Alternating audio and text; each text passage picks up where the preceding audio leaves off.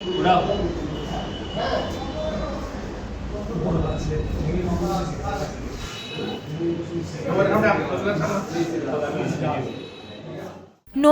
চৌমুহনী বাজারে আবাসিক ৩টি হোটেলে অভিযান চালিয়ে ১৪ জনকে আটক করেছে জেলা গোয়েন্দা পুলিশ। বৃহস্পতিবার দুপুরে চৌমুহনী বাজারের ডালিয়া মার্কেটের ৫ম তলায় অবস্থিত হোটেল রাজ, ঢাকা হোটেল ও 7 হোটেলে ঘণ্টাব্যাপী এই অভিযান পরিচালনা করা হয়।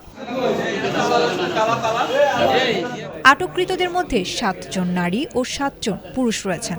তবে তাৎক্ষণিকভাবে তাদের নাম পরিচয় প্রকাশ করতে পারেনি পুলিশ ও স্থানীয়রা জানায়, দীর্ঘদিন ধরে হোটেলটিতে অনৈতিক কর্মকাণ্ড চলার অভিযোগ করে আসছিল স্থানীয়রা। এসব অভিযোগের ভিত্তিতে বৃহস্পতিবার দুপুরে জেলা গোয়েন্দা পুলিশ সেখানে অভিযান চালায়। অভিযানে ৭ নারী ও ৭ পুরুষকে আটক করা হয়। আটক ব্যক্তিদের মধ্যে কয়েকজন পেশাদার যৌনকর্মী ও তাদের খদ্দের। এছাড়া অবৈধ সম্পর্কের সূত্রে কয়েকজন নারী পুরুষ সেখানে অবস্থান করছিলেন বলেও অভিযোগ রয়েছে। অভিযানের পর তাদের ডিবি কার্যালয়ে নেওয়া হয়। আটক ব্যক্তিদের মধ্যে ১ নারী ও ১ পুরুষ নিজেদের স্বামী স্ত্রী বলেও দাবি করেছেন। জেলা গোয়েন্দা পুলিশের কর্মকর্তা মোহাম্মদ মহিউদ্দিন বলেন, গোপন সংবাদের ভিত্তিতে অভিযান চালিয়ে ১৪ জনকে আটক করা হয়েছে।